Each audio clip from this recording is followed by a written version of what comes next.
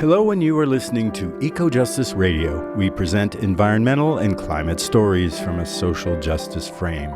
We amplify community voices, broaden the reach of grassroots-based movements, and hopefully inspire action. Let's go on a wild ride into the wilderness of real life and real imagination. It's a venerable carnival of the animals out there.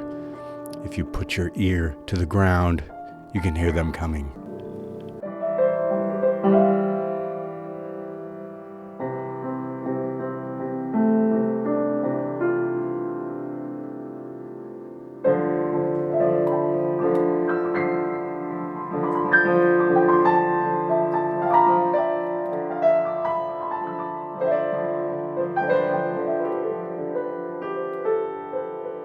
Eco-Justice Radio acknowledges that we recorded this show on the traditional territory of the Gabrielino Tongva people and all of their relatives in the place we call Los Angeles. In today's show, Groundswell film, A Journey to Regenerate Our Planet, we feature a conversation with acclaimed documentary filmmaker Rebecca Harrell Tickell, who shares her journey in environmental activism through her impactful films. We discuss her latest project, Groundswell, now out on Prime Video, and the ground is swelling, so to speak, which focuses on regenerative agriculture and the importance of healing the soil ecology, our communities, and most important, our relationship with the land and its wild inhabitants. It is the final chapter of a groundbreaking documentary trilogy following Kiss the Ground and Common Ground. We've covered multiple people who are on both those films. Groundswell is a cinematic exploration that covers 5 continents, and it's narrated by Demi Moore and Woody Harrelson. Our mother has a fever. The deserts are expanding rapidly. I know what you're thinking. Not another depressing climate documentary. Well, this film is different. This film is about food and about how we grow it. Farm by farm, we can actually heal the entire world. There are 2 kinds of agriculture. Industrial agriculture. Kill, kill, kill. And regenerative agriculture. Regenerative agriculture promotes biodiversity and life. Plants are the most effective way of pulling carbon out of our atmosphere. We're putting carbon back in the soil. Healthy soil stores a lot of water. Regenerative agriculture is survival.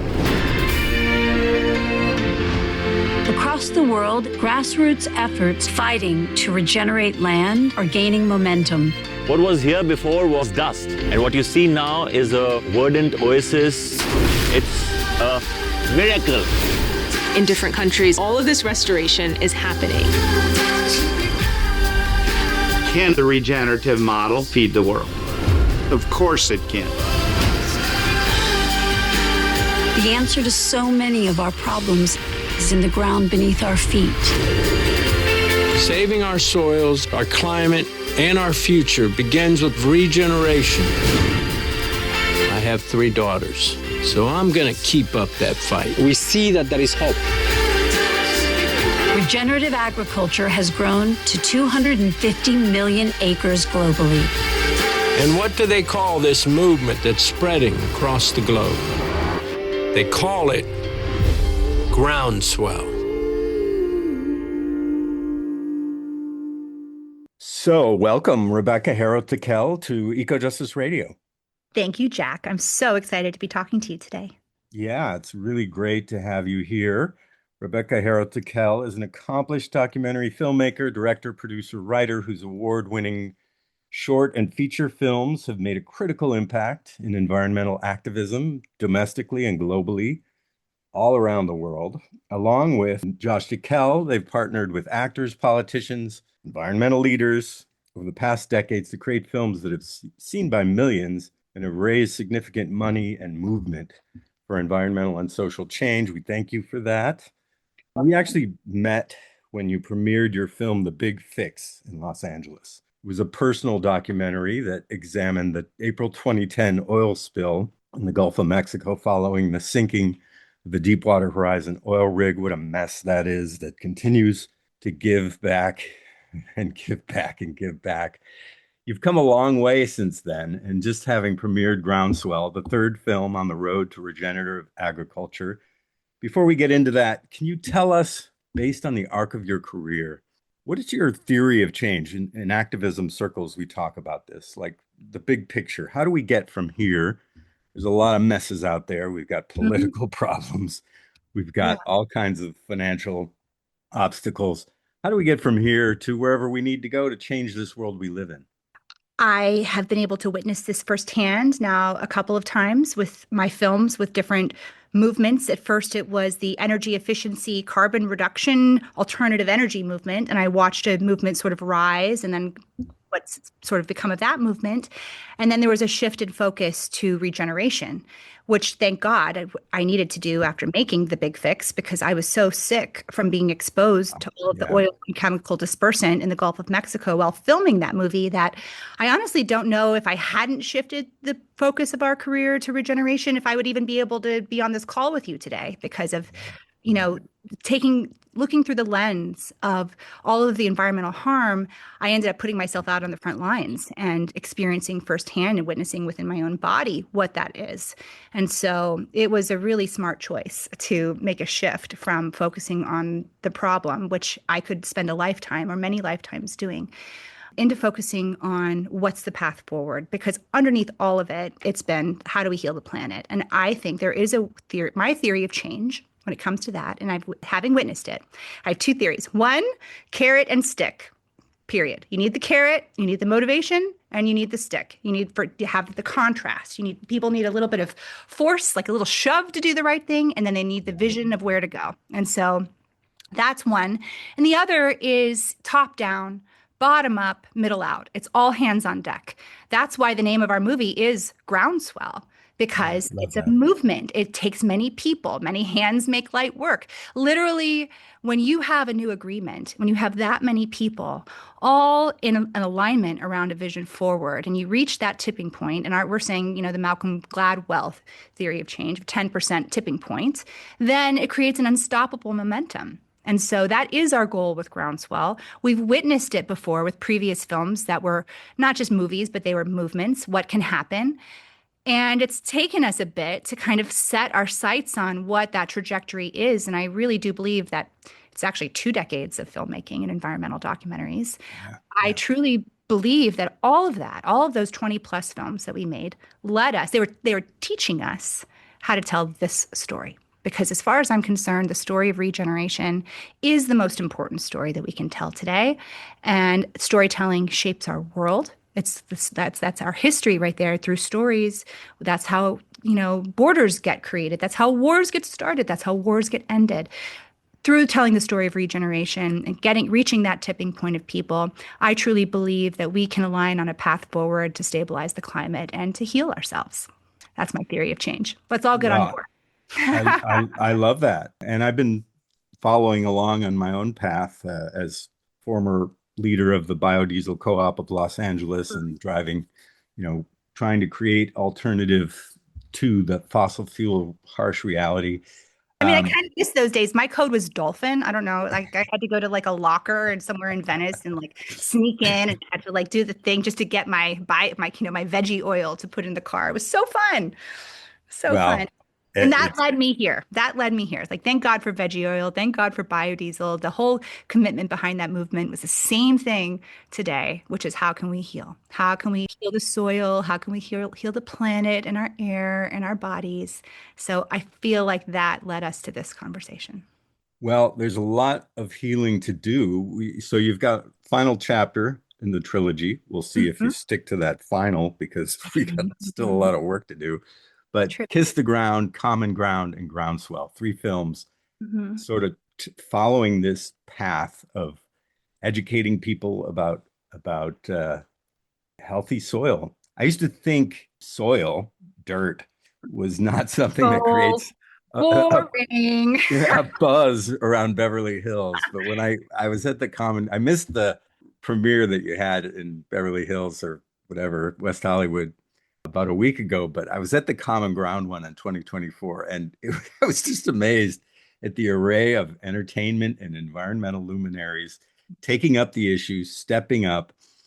Now you're back with another installment. So can we take a moment to appreciate that we had Jason Momoa on stage talking about dirt? I mean, that's the question. How do you make soil sexy? I don't know. Put Jason up at the Chateau Marmont and bring him on stage. That'll do the trick. But we're still working on it. I mean, it's not just Jason, it's so many people. But yes, we have used some really beautiful, talented A-list celebrities to bring people to the dull conversation of dirt. And I have no shame whatsoever about it, because they're all parents and they're all in this conversation with us and we're all on this planet. And like I said, it's all hands on deck. Yeah, making soil health sexy and part of the zeitgeist. It's a challenge, but I think it's not an everyday kitchen table conversation, particularly in this world where we're under so many threats. But it's really admirable what you all are doing. I try and support it, and that's why we're sitting here today having this conversation. So we've had multiple of your feature advocates on our show. Twice we've hosted Farmer Gabe Brown, the man who wears a cape. He would not like you saying that, by the way. I forced him to wear that cape. We joked about it. The cape. He was probably mortified. We definitely joked about it. He gave the cape to my 7-year-old, and he loves the cape. So it ends up. He's the ultimate good sport about these things, but also just teaching and bringing that message. We had Zen Honeycutt on 2 times talking about GMOs. Kelly Ryerson teaching us about glyphosate. Alejandro Carrillo representing his amazing form of regenerative ranching in Mexico. Yes. What I appreciate, and we'll get more into your latest film here, those were mostly from Common Ground, I believe, but also Gabe appeared wonderfully in your latest. So what I appreciate is your cross-section of perspectives, bringing this multi-dimensional reality. So how do you mix bringing the harsh reality, scientific activist experts? We talked about the luminaries, but these voices who tend to be like in either scientific journals or some third-rate whatever they are, but you brought them to the forefront, and maintaining this sense of entertainment while still educating the reality of this very technical subject. So tell us what your mix is, how you pull that. I mean, it's impossible. Like what you described is true, and it felt like an impossible task. And coming out of, the big fix and sort of the doom and gloom of everything that was happening and realizing, oh gosh, we're really in trouble here. And then learning about the power of biosequestration and drawdown, and the fact that there actually is a really elegant solution for what to do with that teraton of carbon that we put in the atmosphere, as you've heard from different perspectives from all of the incredible folks that you just mentioned, who we've also been able to interview in our films. The pressure for how to tell this story, like you just said, how do you make it entertaining? How do you also educate people? How do you make a story about dirt entertaining and educational, and then actually have people watch it and not have it use the sort of amygdala fear-based model that most documentaries abide by, and have this just be another bit of the sort of morass and the noise that paralyzes us when it comes to this conversation, because it's incredibly paralyzing when we just think about all of that information. It doesn't seem like there's any hope. So, and then also, how do we be authentic about where we're at and the fact that there is this incredible opportunity to use regenerative agriculture, it turns out, to sequester that entire teraton of carbon that we've emitted, with all of the benefits that come from that, from stabilizing your microclimate through creating soil infiltration, as Gabe Brown, I'm sure, told you in a very scientific and well-versed way. You create a sponge-like quality in the soil, and it can store water. Like a rain barrel doesn't have anything soil when it comes to being able to store water. Same with carbon. Carbon is the foundation of life. Plants need carbon in the soil. I mean, it's the glue. So there's a huge opportunity to take that carbon and put it where it needs to be. But in 2013, when we learned about it, nobody was talking about it. And the few fringe people were kind of laughing out of Hollywood. When we mentioned Elaine Ingham and her numbers, where she said that she believed within a decade that we could sequester all of the carbon if we all embraced and agreed today to abide by these regenerative principles, we were literally almost blacklisted from Hollywood when we suggested that. No joke. Like, people were angry at us. And I remember thinking, as I'm healing my body from exposure to the oil and dispersant in the Gulf, and I'm also simultaneously, I had miscarriages from my toxicity from that. And so I'm starting a family, moving to a conventional farm where it turns out they spray, like all of these factors, right? And suddenly I learned about regenerative agriculture, and Josh and I are having this conversation. Oh God, we've just made 3 oil movies, and now we're thinking about making soil movies. It's like the only thing worse than making movies about oil would be making movies about soil. And then the pressure and the weight of feeling like, how are we going to actually make a good movie about this that people will actually watch? And especially in a time when nobody could agree on the statistics and people were literally laughing us out of the room. And they're like, and then when we actually did start making that film against everybody's better judgment, when we started to show the movie to people, they wanted to kill themselves because it was so depressing. We literally had scientists on camera crying, like, that's not going to do the job. And it felt like the weight of the world was on our shoulders. Like, if we don't get this information out, nobody else is, and human beings are just going to burn up, and it's going to be our fault. And I know that sounds like super narcissistic or whatever, but the truth is that's how it felt.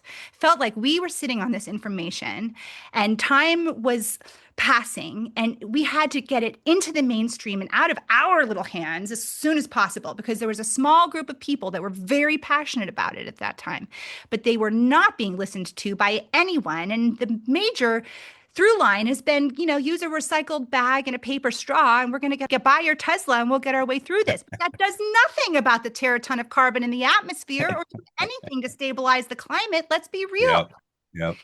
So how do you make a movie about soil sexy? How do you make it entertaining and also educational? I don't know. It took us like 7 years to figure it out. And every time we showed someone, we had all the bad news up front, and they couldn't even get to the second part because they were so depressed. So, and actually at the end of the day, because by miracle and by hook or by crook, we were able to get this film out to the world on Netflix, and nobody even wants to know what that story was because it was not going to happen, let me tell you. But we made it happen. Thank God. The minute that film came out and went into the mainstream, everyone was like, are you so happy? And honestly, people keep asking me that right now. Are you so happy? The truth is, I just feel so relieved. I feel so relieved.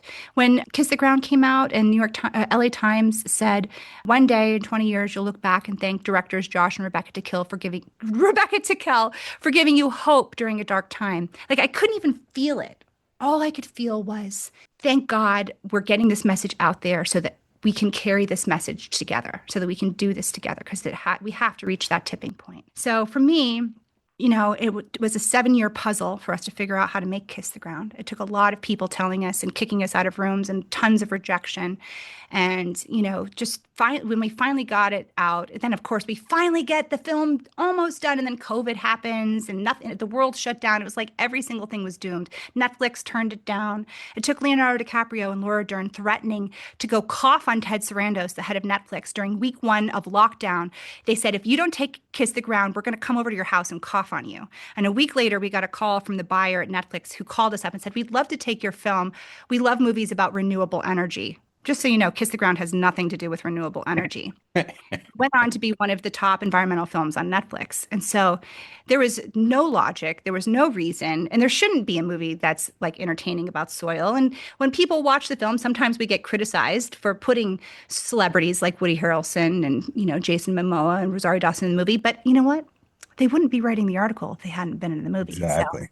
So I'll take it. We had to do what we had to do to get this message out into the mainstream. And we're not the only ones that are promoting this message, but you can look to Kiss the Ground as a catalyst that took us from 3.5 million acres into regeneration, in transition to regeneration in 2020, to the 80 plus million acres in North America that we're at today. It was a huge part of that. And, like the 100 monkey theory, we're all kind of waking up to this, but Kiss the Ground and Common Ground and now Groundswell are a tool that we made for people who are interested and for the people who get it, to be able to share this movie with all of the people in their lives and then start the conversation. because it clears up, like, I'll corner somebody at a party and I'll talk to them about soil for like 4 hours, but then they'll go watch my movie and they'll be like, oh my God, I get it. So I think I just invite everybody to use these films as a tool, as a starting point for conversations with people, and because it works, it's an effective starting point. And yeah, it brings unlikely bedfellows together. It brings, people from you bring someone like Gabe Brown together with someone like Kelly Ryerson. You couldn't have people that are sort of like further in terms of their ideological, perspective. And then you find that they have so much in common. And that really was the theme of Common Ground. That's why they were all in Common Ground, because when you start to dig, pun intended, you find that we all have the same thing in common, which is our complete dependence on soil for our well-being. Well, and I think that transcending some of these political boundaries that people have, these teams that people jump into, I think that you all have done a really good job to sort of navigate that. And some of the people who you featured, they don't fit into those categories, but they have whatever interest out there, and the common ground theme or theory that it's affecting us all. So it really shouldn't be political. It is political on certain levels, as we know. We'll get into some of those questions, but I really appreciate you telling us about that story. We're going to take a break for our radio audiences. We're here with Rebecca Harrell Tickell talking Groundswell. I can feel the ground rumbling in this interview, so we'll be back in a sec. You are listening to Eco Justice Radio, a listener-supported media outlet. Please consider making a donation to ensure that we continue to provide socially and environmentally driven content. Donations can be made at ecojusticeradio.org and socal350.org. For extended versions of many of our interviews, as well as other benefits, we encourage you to become a member of our Patreon at patreon.com/ecojusticeradio. Today you're listening to Groundswell Film, a journey to regenerate our planet. I'm your host, Jack Eidt, and we feature a conversation with acclaimed documentary filmmaker Rebecca Harrell Tickell on her latest project on globalizing the movement towards regenerative agriculture. Okay, so we're back. Rebecca Harrell Tickell. So you mentioned briefly that you had located to a farm. You've been practicing what you preach here. I think you live in Ojai. I have a long history with Ojai. I used to work work with and work around the Ojai Foundation, which is now the Topa Institute. It's a wonderful world up there. And you're doing your own version of regenerative ag. What can you tell us about how to take on the growing of food crops in a world of bugs, pests, heat wave storms, and what have you? Well, first of all, bugs are good. So that's bugs and weeds. Like we try to kill all the bugs, we try to kill all the weeds, and we want it to look like this perfect monocrop, and that's just not nature. Nature, the reason our food has flavor, the reason our food has color is because of insects. We need those insects. And so even the question kind of alludes to the thinking of the kill mentality that we have adopted when it comes to farming. We're going to kill off all of the life except for the life that we want to grow and make a profit from. And that is the opposite of regenerative. Regenerative really embraces nature. Regenerative is biodiverse. Regenerative is color. If you see a weed in a regenerative system, you're not going to spray it with Roundup. You're going to look at that weed and you're going to think to yourself, what is this weed telling me about what the soil needs right now? Regeneration, the first step of regeneration is literally looking and listening to your environment. There's something powerful about that wakens this inner knowledge, this inner intuition that we have as we co-evolved with the soil.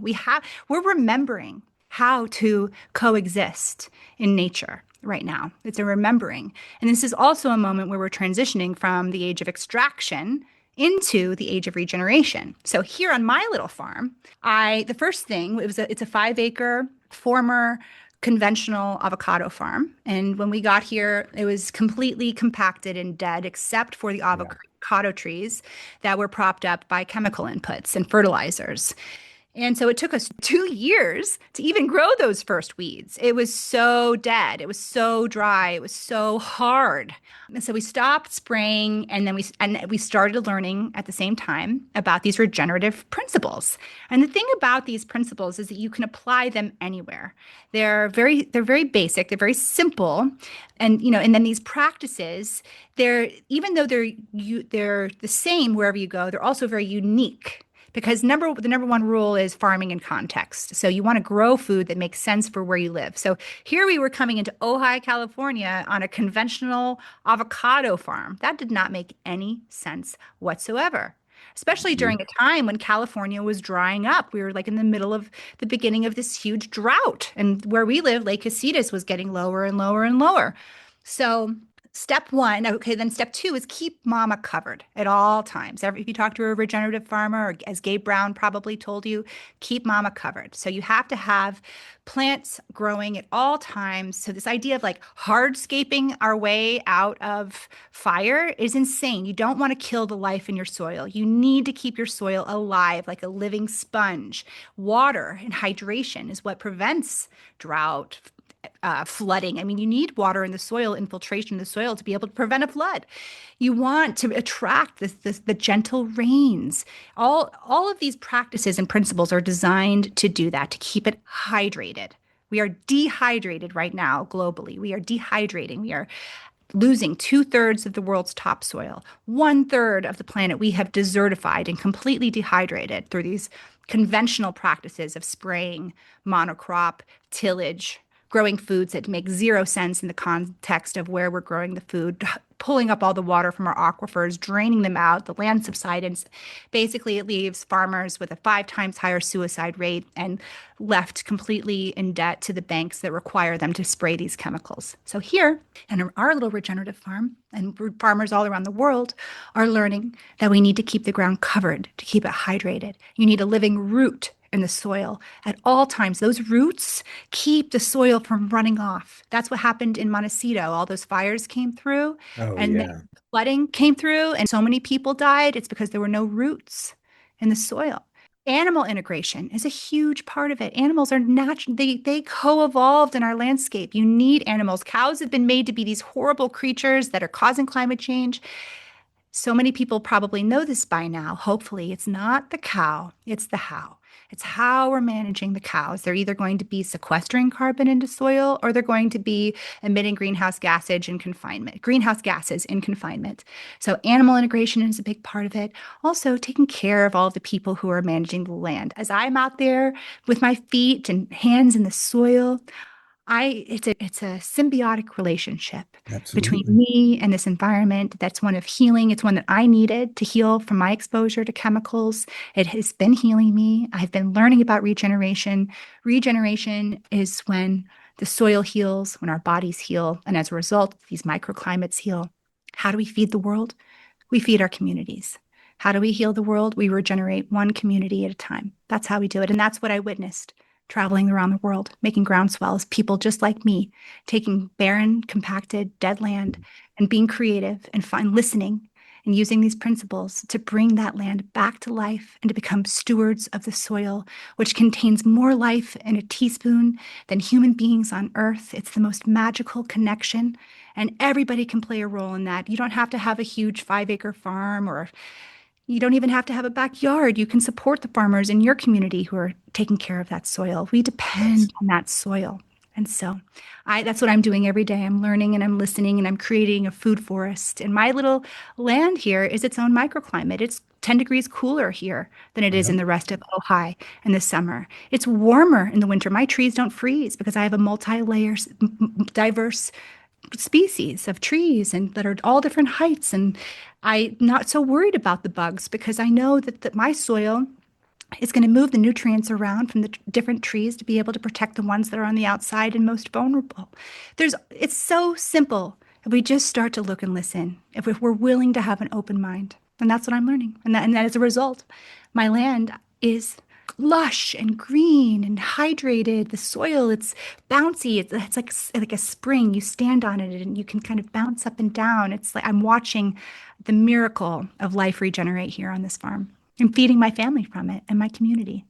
Well, really an eloquent discussion so I really appreciate the way you talk about that, because it really is true when you see your average compacted monocrop type farm and walk around on it and understand what the dynamics are versus the model that you're looking for. But there is, and it's messy here, by the way. Also, I've got like a llama on the run. I've got like, all kinds. It's like, it's nature, it's chaos.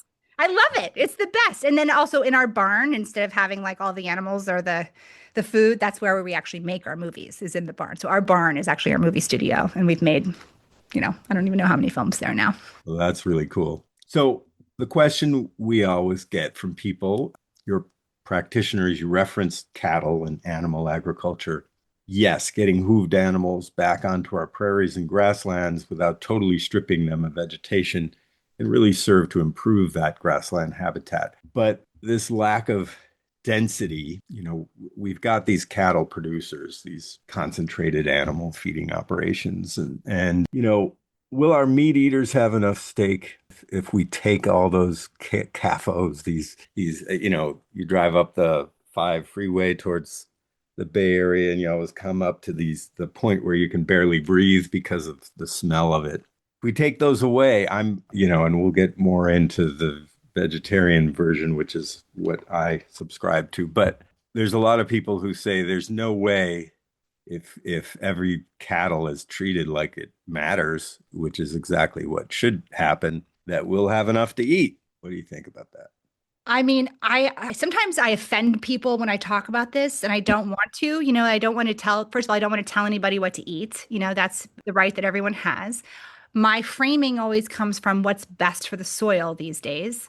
So I am going to say, yes, we need cattle. We need these ruminants on ranch land, regenerating the grasslands, because the grasslands are one of our largest carbon sinks. And in order for our grasslands to heal, we need to have bison and other type of ruminants that co-evolved with these grasslands out in nature. I used to be a vegan activist. When I met Josh, I was a very strict vegan. And it was after we started this work that I'm speaking with a lot of Indigenous people that I began to approach it from a different perspective. It was for me more of a spiritual shift, where I began to realize that in appreciating and honoring all life, that included honoring the life of the animals that co-evolved with this land. And so it was more of like a being willing to understand that we all die, which I think I've resisted. I had a lot of fear around the idea that I would play some kind of role in that. But then I learned that all food requires death of some kind, including the bone and the blood meal that goes onto most of our vegetables. The way that most of our food is grown, even vegetarians don't realize, is using the life of animals as inputs onto a lot of these vegetables. But my point is actually, eat meat, don't eat meat. The only way that we're going to run out of meat is if we continue to farm in an industrialized way. We're going to stop our ability from being able to grow food. So I'm not really concerned with that question. I'm just not. That's not where I'm going. If somebody is really upset that they're going to lose their right to have cheap meat, they're just going to have to deal with that, because cheap meat means sick animals and it means sick soil. It's just where we're at. And until we reach that tipping point where we all are in agreement that we're going to take care of the lives of these animals that are a part of that, part of nature, and we need to honor that, and putting them in confinement is the opposite of that. It is degradation. It is degeneration. And so I will never support that system. But I do support ranchers who are putting bison and other animals that make sense for the environment, elk, antelope, all of these, and cows, back into pasture in this way of holistic managed grazing, the way that nature intended, with them in these huge herds and constantly being moved the way that nature would intend. This is mimicking nature. And in that system, you're going to have predators. That's how regenerative meat and bison can be supplied for people. Does that cost more? Yes. It does. Is it going to be less meat for people? I don't know. I think actually if we were able to shift the system and do managed grazing correctly, that we would have a much larger stock density I think we would find ourselves with a lot of regenerative meat, but it's not going to be the system of growing corn to feed the world cows in confinement. It's just going to look different. This is a disruptive model. We're entering from a extractive age into a regenerative age. And so it's going to look different. And when people ask me what I eat what I call the regenerative diet. I try to keep my meat consumption to less than 20%. I try to only eat meat where I know that it was raised and finished in a humane way that built soil. I raise my own animals here. I'm now a poultry farmer. I've got chickens, and I have 23 Narragansett turkeys, which I'm so excited about. I've never done turkeys before. And so me and my girlfriends, we're going to harvest the toms at September. And, the Narragansett turkeys, they're good. They're really good mothers. I'm going to keep the hens. I'll merge them in with my chickens. I'll save those eggs, the fertile eggs. I'll keep one tom. He'll have to be in confinement. I'm so sorry, but he'll kill my chickens. So I have to keep him in confinement, but the ladies will go visit him and I'll have I'm figuring out my system in a way that makes sense for me to honor all the life that's around me. And I'm trusting that when I do eat meat, that I'm doing the research and making sure that those people are also taking care of those animals. So that's my personal choice. You don't have to eat meat. If you do eat meat, though, make sure that it's humanely finished. Grass-fed is no longer a thing. Grass-fed means it was probably out in a pasture, but then for the last 10 to 14 days of its life, it was sent into confinement and fed corn. And that's the other thing, the health impacts of eating meat. So if you're going to eat meat that comes from confinement, you're going to have all kinds of problems with that meat that essentially, one of the problems is going to be the omega-3 to omega-6 ratio. And you're going to be putting the bad omegas into your body that basically clog your blood and are very harmful to our heart health. Whereas if you eat, and this is maybe a little bit controversial for some people, but my understanding is that if you eat meat that is grass finished, then it's going to have the omega ratio, omega-3 to 6, that's going to be heart healthy. So, and again, this is all, we're figuring all of this out right now. Science may not reflect at this moment everything that people who are on the ground doing this are observing and seeing, and the scientists that are doing their own independent research. But a lot of the science is funded by the chemical companies who have a vested interest in us staying on the track that we're on. And so I'm tending to rely more on what I'm seeing and what I'm hearing from the independent scientists. And what the independent scientists tell us is that when you eat meat, if you eat meat, make sure that it's grass finished, because that is going to be much healthier for you than something that was grown in confinement that could be harmful to your body, just like it was harmful to the animal, just like it was harmful to the environment that it was grown in. That's my soapbox spiel about food. Yeah, so interesting. The long story is help the farmers and the ranchers who are building their soil. When you eat, you're voting for either regenerative agriculture or degenerative agriculture. And what's your vote going to be? And I'm not going to tell you what to eat, but just make sure that when you put food in your mouth, that it was grown in healthy soil, because it's not just going to affect your own health, but it's going to affect everyone's health, because we all have to start thinking about these choices that we're making and our votes that we're making every single day. Yes. So thank you for that. And so a lot of people, though, get confused because this use of animals as being a regenerative influence, they get confused in our deserts, say, for instance, here in California. They're not arid necessarily because of poor farming. They're arid because they're extremely low precipitation and the way they work. So when you're introducing cattle into these environments, is often quite destructive.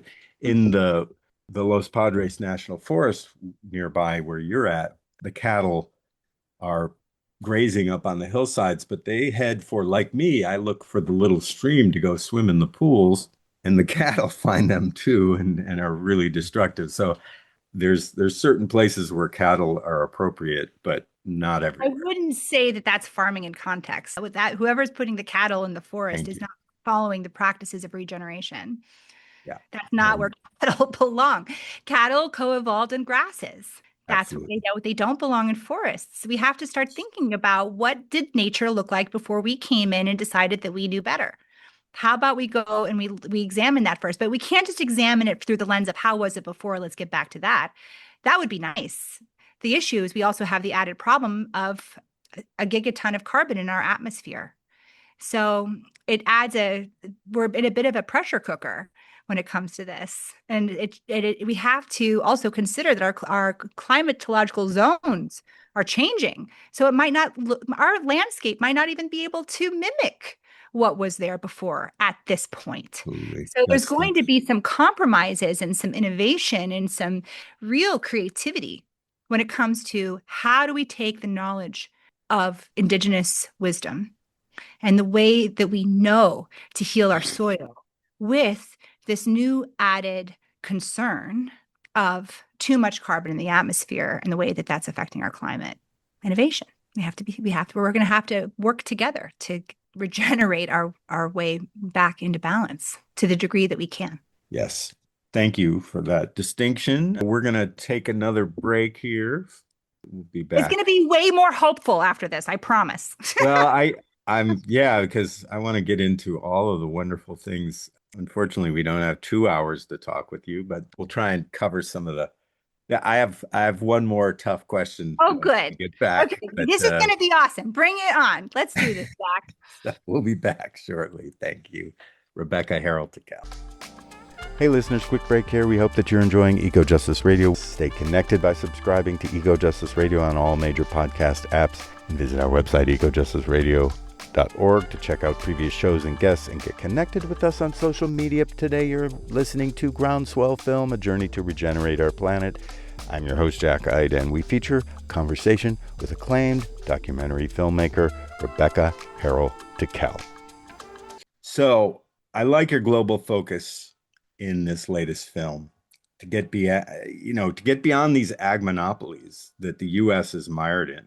But we do have this industrial agriculture holding on. If you consider California's Central Valley, the San Joaquin Valley, which you've referenced a little bit, where they've stolen the water. The Tulare Lake used to be this giant water source that sort of reminded us that it existed when we had major rains, but mostly it's just drained off and parsed out to all of these farms.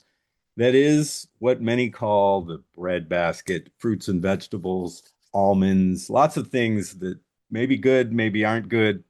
If we consider the Resnick family, the palm people, pomegranates, they do a lot of other things. They own rights to massive amounts of water and control incredible amounts of land. When are they going to go regenerative? I mean, can they ever break away from this business model that is killing the land, poisoning all of us with the fertilizers, herbicides, pesticides, wasting the water, but still remains strangely in this economy profitable? At least that's what they tell us. What's our hope for them to watch your film? And it doesn't have to be specifically them, but there's a lot of examples out there of how are these people really going to change?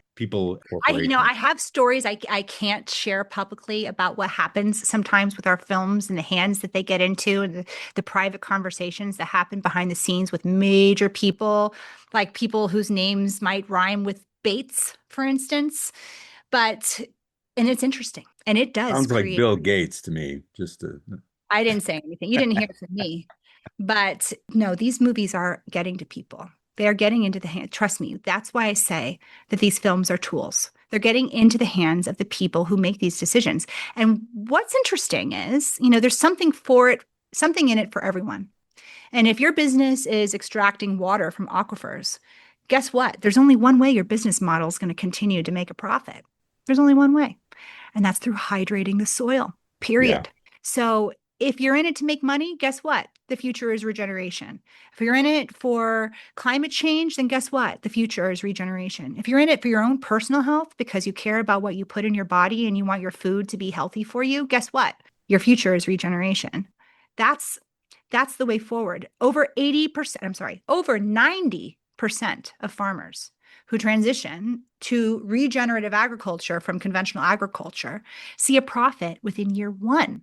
So if it's the Resnicks or whoever it is, and they want to make a profit, good news. So much money to be made in regenerative agriculture. Yeah. Well, I mean, in the end of your film, you talk about McDonald's, Pepsi, Nestle. Mm-hmm. They're talking about regeneration. Now, there's a lot of people that I see on platforms like X, Twitter, and others who say, well, that's a bunch of BS. Oh, yeah. Do we believe them? Is this just greenwashing? And have they made this regenerative word meaningless? Which, it is used a lot. Like we've been using it as titles, and I said we have to stop using regenerative as a title because we've overused it here. But are you a true believer that there's really some there when we talk about these major corporate entities? Okay, I have two feelings on this. One, if they don't make the commitment, we've got no standard to hold them to account to. Without the commitment, there's no action. So please make the commitment, and then we can hold you to account. Yeah. That's how that works. When I say top down, bottom up, middle out, I'm not excluding the bad players here. We need the bad players to wake up. And by bad players, forgive me if you happen to be listening to this, although I doubt you're listening to this particular podcast if you're one of the bad players. But let's just say that you are, and you self-identify as a bad player. Don't assume who our audience is. Come on now. We need you too. Everybody loves a good redemption story. And so let's invite everyone to this party. And then as we all make the promise, let's continue to hold people's feet to that fire. Welcome. That's how the development happens. I know people love to rage on people right now, and there's plenty of reason for it. There's a lot of rage. Injustice. There's so much. And look, I could sit here with you and we could do this whole podcast about how outraged I am about the injustice. And that lives for me too. But I don't let it live as strongly as I let my commitment to a pathway forward exist and my inspiration around what that pathway forward looks like, because my actions are going to look different. If I'm focused on the rage and the injustice, then I'm really just adding my energy to that conversation. People have to do it. I've spent a lot of time doing that, However, right now I feel where my voice is going to make the biggest difference for people and for the world and for my community is to focus on what is a pathway forward that's around healing. And so that's where I'm going to put my energy and my focus. All of it, we can all be outraged at these people, and you should be, and go for it, And we need just as many people saying, join us, come to this party. It's great over here. This is the future. Lots of money to be made, and you can be healthy, and we can stabilize the climate, and we can heal our environments, and we can end wars, and we can end desertification, and it all sounds to be good to be true. And hey, if you're one of those people that thinks that, I invite you to go and watch Groundswell on Prime. Well, the thing about the beauty in that piece that you put together is the travel that you all put in to bring these different stories, not just this horrible corporate effort that we just wasted a lot. Didn't waste, but we spent a lot of effort. But I love, we'll start with, there was Australia, there's Kenya, there's Uganda, there's India. I don't know if we're going to have time to cover all these really, but I just want to, I think that the First Nation ancestral custodial focus from Paul Gitawa House was an excellent place to sort of look at a different model, a different mentality. When I visited Australia a few years back, I was totally floored by the knowledge of the Aboriginal communities. I'd heard about it, whatever, but when I actually got there and sat down with people and sort of studied how they were operating on their lands, which are significant in a place where ecosystems are in such danger, global heating, droughts, wildfires, deforestation, desertification. This angle that you covered there to sort of start off on the international thing, I thought was really powerful. So could you just give us a quick little summary of that? Well, actually, interestingly and sequentially, Australia was one of our last stops, but in the film, it comes up pretty quickly because we want to get to this as quickly as possible, because Australia is a great example of man-made desertification. What we think of when we think of Australia, deserts and, kangaroos hopping around in the dust. Well, that's true for today, but that's not the way that Australia used to be at all. And that's not the way that Indigenous peoples memory is of that land.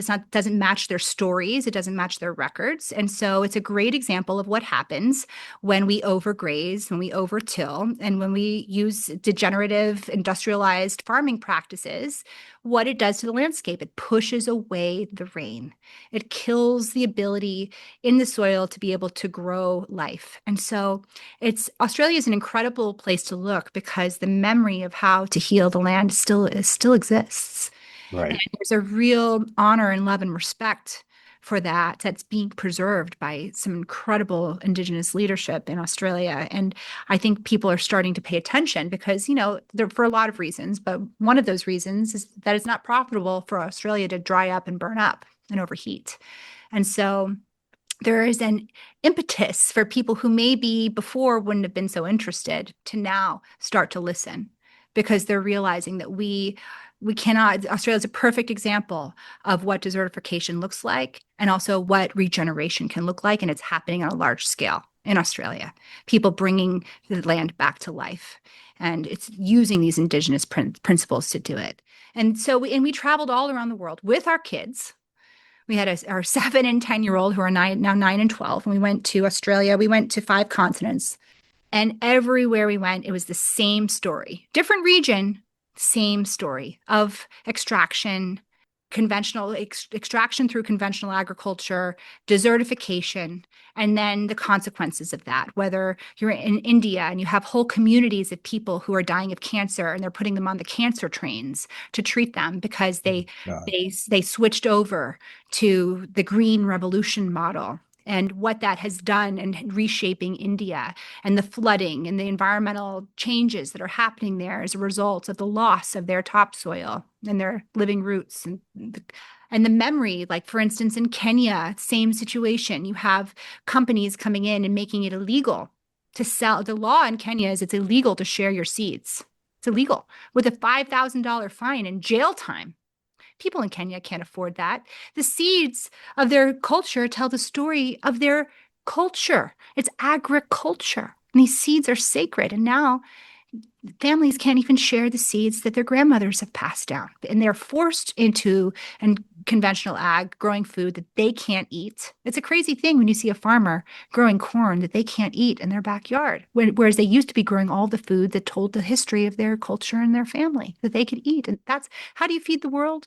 That's what I learned. How you feed the world. You feed your community, one region at a time. And that's what's happening around the world.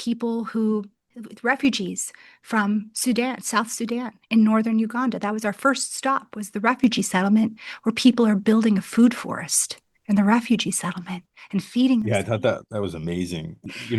Just an incredible way of how to bring back the water, how to manage the water, how to capture the water. That seems one of the more really something that we all could use. So I loved how you focused on how these people, refugees who had suffered so much and had been kicked off their land on lands that had also been exhausted. Well, and that's the beauty of Groundswell. Groundswell, it's the global movement of resilience and leadership. It's like you can go to a refugee settlement in northern Uganda and find that they're teaching each other how to grow food, and they're growing a food forest, and they're bringing back the gentle rains. I mean, everywhere we went, we saw people in the most unbelievable locations where desertification had its grip, and the toll was being taken on the people and the children that were living there. And then there were these leaders that were rising up. It was like, it will make you weep when you watch Groundswell at the stories of people who come from nothing, who are able to tap into this wisdom of regeneration and feed themselves and heal their communities. And as a result, begin to restore their microclimates. And that's what's happening all around the world. When you have enough people restoring their microclimates, that creates this groundswell momentum. That's how we stabilize the planet, is one region at a time. Regeneration is regional.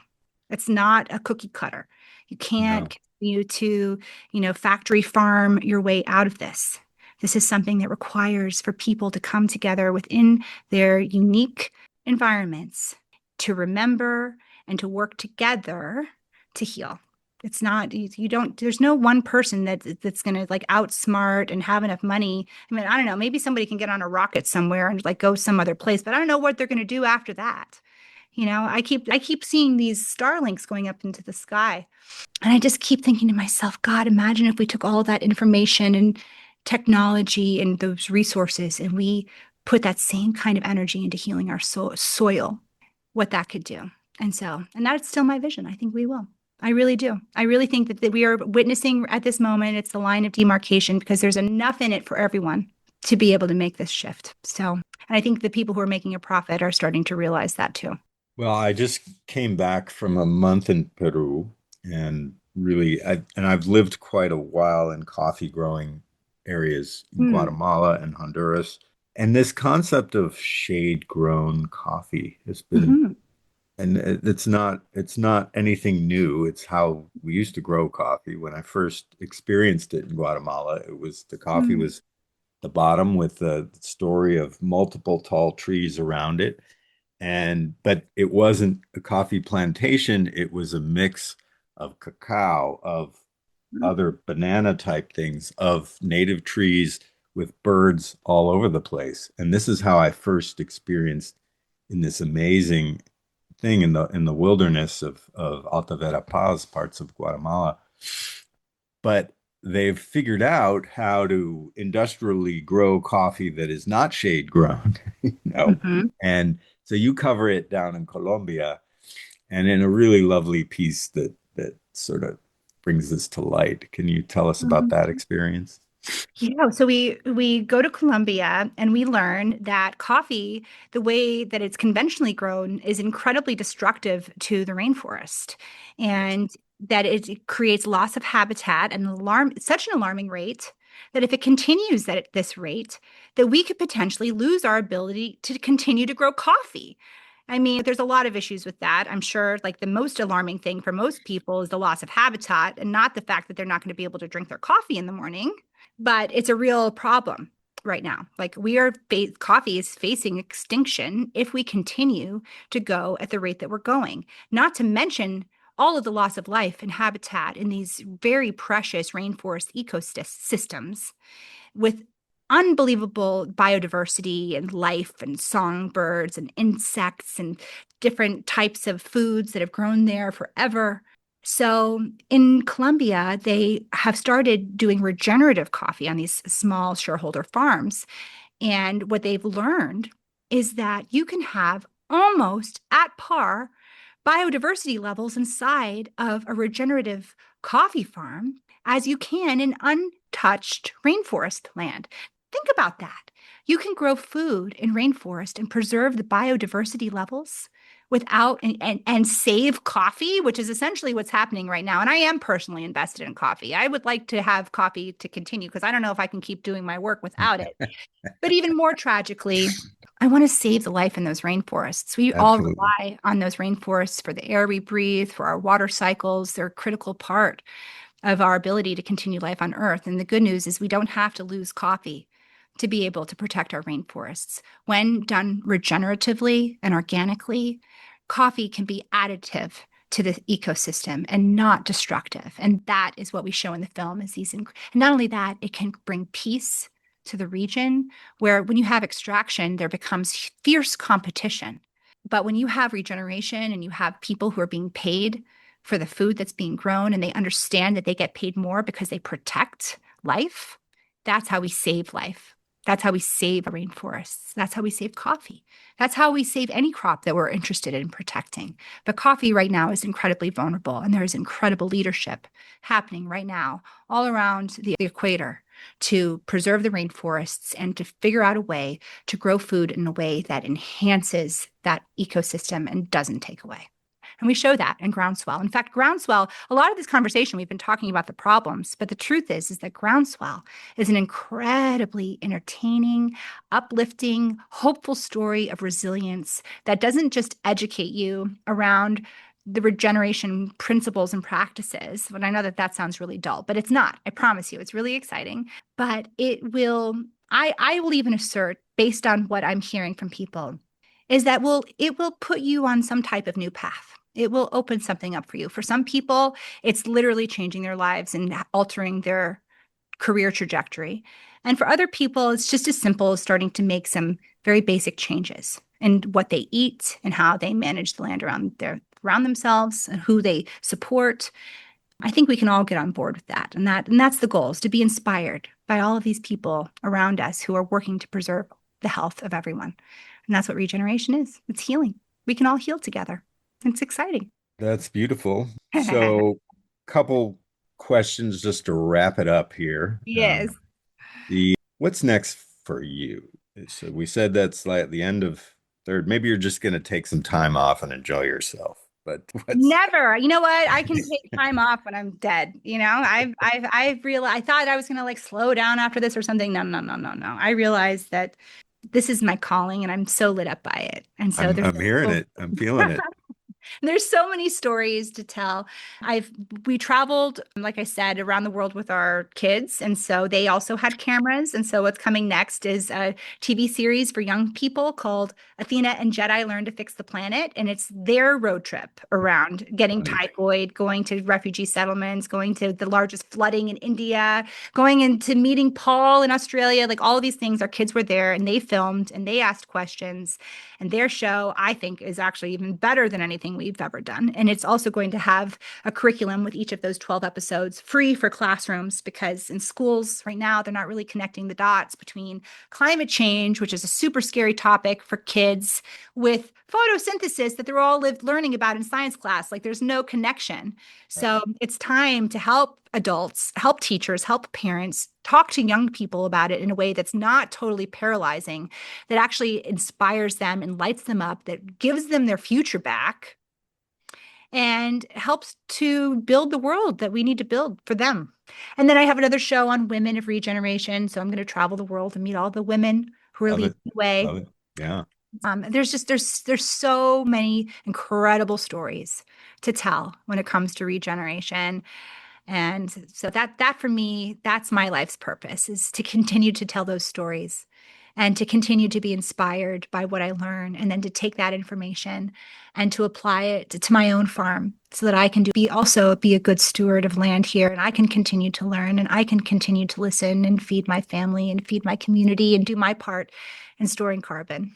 Wonderful. How can people watch the film? I guess it's on Prime Video, but any other details on how to follow your work? And yeah, well, our goal is 1 billion acres globally with the Groundswell, to reach 1 billion acres in transition to regenerative agriculture. We're currently at about 250 million acres globally. So we've got about 750 million acres that we have got to shift into transition to regenerative agriculture stat.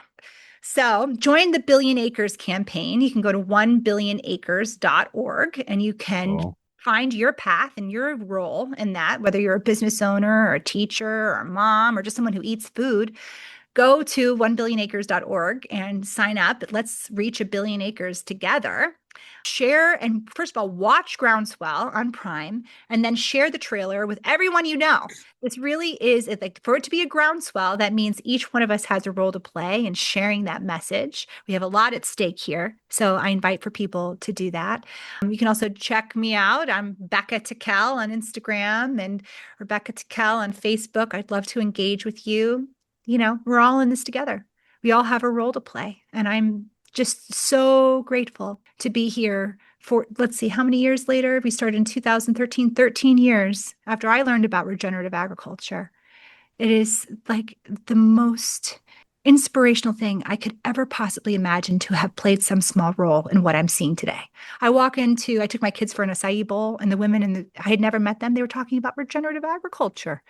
2 of the schools in my local town, I had nothing to do with this. They teach the Kiss the Ground curriculum. I mean, there is a movement happening. And so if you're not already a part of it, please check out Groundswell, check out regenerative agriculture. And if you already are a part of it and you've spent all this time listening to me ramble on, thank you. Thank you for doing your part. Thank you for leading the way and for being one of those first adopters, as they love to say in the tech world, but actually for being a leader, for being somebody who's standing for a future where we all can thrive. Thank you. Well, thank you, Rebecca Harrell Tickell, for this incredible testimony, for coming on. We really appreciate it and wish you the best in the incredible work that you continue to do for all of us. So thank you for coming on Eco Justice Radio. Oh, I can't now. Oh, one last thing, that one of the criticisms of Groundswell is that it was too earnest. Well, guilty as charged, as you can hear from listening to me talk. Earnest is definitely. Well, you should have been more ironic. Criticisms. That's a weird criticism. I mean, of course it's earnest. I mean, I don't know. Yes. Well, join me in our earnest efforts to make a difference.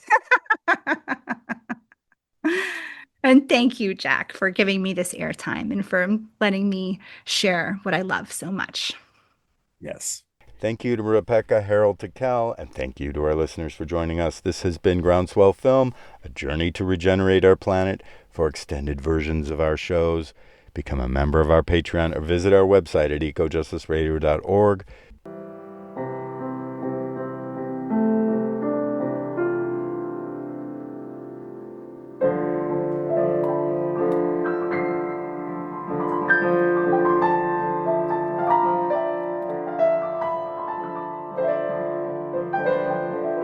This is Jack Eidt, coming to you from multiple undisclosed locations under a bank of coast live oaks next to a flowing stream that originates from deep underground. Please connect with us on social media at Eco Justice Radio, SoCal 350 and Wilder Utopia. If you like what you've heard and you want others to be informed, subscribe and share the episodes. A project of SoCal 350, the show can be found on all major podcast apps at ecojusticeradio.org. Executive producer and host, Jack Eidt, me. Co-host, Carrie Kim. Engineer, Blake Quake Beats. And original music by myself and Blake Quake Beats. And we encourage everyone to get your mind and your body out into the wild.